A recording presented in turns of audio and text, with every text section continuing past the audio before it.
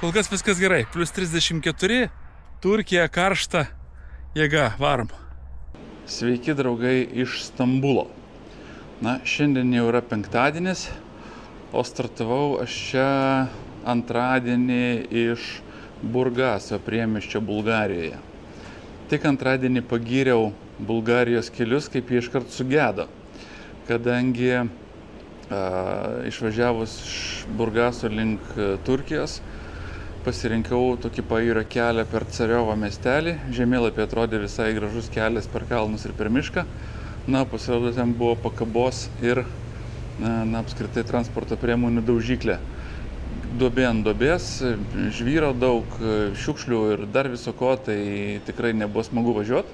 Dar per tokį karštį, tai reikėjo tik motociklą laikyti ir tikrai nebuvo jokio kaifo važiuoti iki pat Turkijos sienos. Bet turkų sieną kirtau pakankamai lengvai, užtrukau ten visų labo apie pusvalandį ir tai galėjau tiek nelaukti, nes pasirodo, kad motociklam ten be eilės. Tai kirtus Turkijos sieną iškart nustebino turkų keliai. Nuo pat turkų sienos iki pirmo miesto puikus kelias 3-4 juostų autostrada. Na, pirmam miestelėje pavalgiau, užsikeičiau pinigų. Nusipirkau kuro telefono kortelę, paskui galų gale pasijungiau eSIM-ą, tai susitvarkiau internetą, na ir pasukau link Stambulo. Nu jau važiuojant link Stambulo buvo gerokai karšta, teko piltis vandenį ant savęs, paskui turėjau šiokį tokį nedidelį nuotykį sustojęs. Žodžiu, nutiko tokia chrenė. Turėjau aš alaus skardinę čia ir per tą visą kratymąsi paskutiniai Bulgarijos atkarpoj viena ta alaus skardinė susprogo. Ir panašu, kad turiu visą bagažinę šlapę dabar. Bet gerai, kad 34 laipsniai karščio, tai kažkaip pradžius čia greitai viskas. Bet, ir dar poros skudurėlių gerai, kad buvo, tai sugėrė daug ką į vidų. Va, ir žiūrėsim, kaip čia man baigsis susitvarkyti. Bet ką, kelionė be nuotykių būtų ne kelionė. Tai kol kas viskas gerai. Plius 34, Turkija karšta, jėga, varom. Įvažiavus į Stambulą, tai visų pirma pasijutau turbūt kaip ta zuikutė iš Zutropolio filmuko, kuri pirmą kartą atvažiavo į didmiestį. Dydis miesto tai yra kažkas tokio. Keliai, srautas, eismas, pastatai ir tas tęsiasi valandą pusantros, kol galų gale per kamščius, važiuodamas tarp mašinų. Čia tarp kitko Stambule, tai taip įdomiai, motociklininkai važiuoja dešiniu kelkraščiu, lenkdami visą srautą iš dešinės pusės. Tai kai įsikirtau šitą sistemą, tai pasidarė viskas aišku ir tikrai su motociklu prasidėjo, išsisprendė visi klausimai su kamščiais. O kamščiai čia iš tikrųjų nejuokingi. Atvažiavau aš tada antradienį vakare šiaip netaip į viešbutį. Viešbutis geras, už 3 naktis sumokėjau 195 eurus su pusryčiais. Viešbutyje pačioje baseinas, hamamas, pirtukė. Tikrai ir pailsėti, ir patirbėti, jeigu reikia. Gražiai įrengtas, viskas čia ok. Tai va, vakare išėjau dar pasivaikščioti į miestą. Na, o pirmąją dieną Stambule pradėjau be motociklo. Visą dieną jisai prastovėjo čia prie viešbučio padėtas. Tai pėsčias pravaikščiau, kadangi čia senamiestį. Pirmiausia, nuėjau į garsią Hagia Sofiją. Tai yra dar Bizantijos imperijos laikais statyta didžiulė bažnyčia. Paskui jinai buvo jau konvertuota į mečetę. Na, bet ten dar likę yra labai daug ir krikščioniškų artefaktų. Tai didelis įspūdingas pastatas. Tiesa, turistam čia bilietai kainuoja nepigiai į visus muziejus. Apie ten 40-50 eurų. Jeigu dar nori be eilės, dar brangiau. Va, pasirodo, čia gal galima kažkokią muziejaus bendrą kortelę nusipirkti, bet jau paskui tik vėliau išsiaiškinau. Tai ką, Hagia Sofija įspūdingas pastatas, verta pamatyti. Man tokie seninos patinka.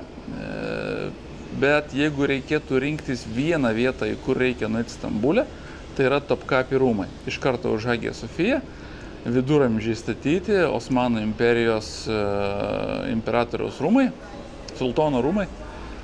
Tai tikrai puikus kiemai, labai gražiai sutvarkyti, gražūs sodai, įvairių paskirčių pastatai, kiemeliai, vaizdas į Bosforo sąsiaurį, Iš tikrųjų atsiveria puikios panoramos, labai gražiai iliustruota ir atskleista sultonų gyvenimo ypatumai visi, ten ir įvairios specialios kolekcijos. Tai, kas žiūrit turkiškus serialus apie viduramžius, tai turbūt žinot, kaip ten visa aplinka, bet labai įdomu pamatyti viską pačiam. Po to nusileidau dar į Rūsį, į Cisterną baziliką, tai yra didžiulis irgi 1000 metų senumo daugiau vandens rezervuarų sistema po Stambulu, po apačia. Tai yra keli šimtai kolonų laiko didžiulės lubas. Dabar ten yra labai įdomiai. Tikrai verta nusileisti į tą Rūsį pamatyti. Tarp atrodo toks, kaip čia žmonės iš vis pastatė tokius dalykus. Ir paskutinė stotelė pirmą dieną buvo Grand Bazaras. Tai jau, kas nebuvo Stambule, turgui nebūti, tai turbūt gėda. Tai turgus kaip turi būti, kaip priklauso, su visais Dolce Gabbanomis, Saint Laurent'ais, Rolexais ir kom tik nori. Bet kartu yra ir prieskonių, ir arbatų, ir taip pat aukso sidabro. Bet kadangi brandinės kabutėse prekės, aišku, kokios kokybės, tai ten turbūt aukso ir sidabro pirkti irgi nerizikuočiau. Kas įdomu, kad išėjus iš Grand Bazaro ir leidžiantis jau ten link senamiesčio, tai parduotuvėlės keičia parduotuvės, kuriuose parduoda odą ir audinius ir įvairius kitus siuvimo reikmenis, iš kurių turbūt visus tos brandinius kabutėse dalykus čia viską ir siuva. Antrą dieną tai buvo šiek tiek ramiau, jau sėdau ant motociklo, kadangi pagavau, kad čia nereikia jokio viešo transporto turint motociklą. Tikrai galima visur greitai nuvažiuoti, visur galima jį pasiparkuoti ir tikrai saugiai. Tai antrą dieną nuvažiavau į Dombalačio rūmus. Tai yra 19 amžiaus statyti rūmai, jau ant Bosforo sąsiaurio kranto, į kuriuos 19 amžiui persikėlė sultono šeima visa ir visa administracija iš Topkapi rūmų ant kalno, kadangi tai buvo moderniai pastatyti rūmai pagal savo, visą formatą ir ištaigingumą tikrai nenusileidžiantis, sakyčiau, galbūt net Versaliui ar Schönborn rūmam Austrijoje ar kitiem visiems tuo metu vakarų Europos karalių valdovų rūmams. Tik tai čia, tas nėra taip su paveikslų galerija suderinta, bet taip pat atskleistos didžiulės ir salės, ir privatus kambariai, ir haremai, ir hamamai, viskas ten padaryta tokiam turkiškam stiliui, bet tikrai aukšto lygio, aukštos kokybės. Ir tie rūmai buvo naudojami iki pat turbūt Atatiurko mirties, nes ten Atatiurko administracija taip pat tokiuose rūmuose buvo. Sodų ten tokio dydžio kaip Versaliai nėra, bet vaizdas į Bosforą ir ta visa Bosforo krantinė turbūt atperka viską. Taip pat nuvažiavau pasižiūrėti Galatą bokštą, į viršų nelipau, jau didelė eilė žmonių buvo. Taip pat vakare jau pasiėmiau kruizą laivu, tai išplaukėm 1,5 valandos paplaukiot po Bosforą. Iš tikrųjų 1,5 valandos gal šiek tiek nuobodoka, bet vis tiek užskaitau, varnelę užsidedu, kad paplaukiau, pasižiūrėjau, pamačiau, kas buvo. Ir tos 2 intensyvios dienos Stambule matyt ir baigėsi.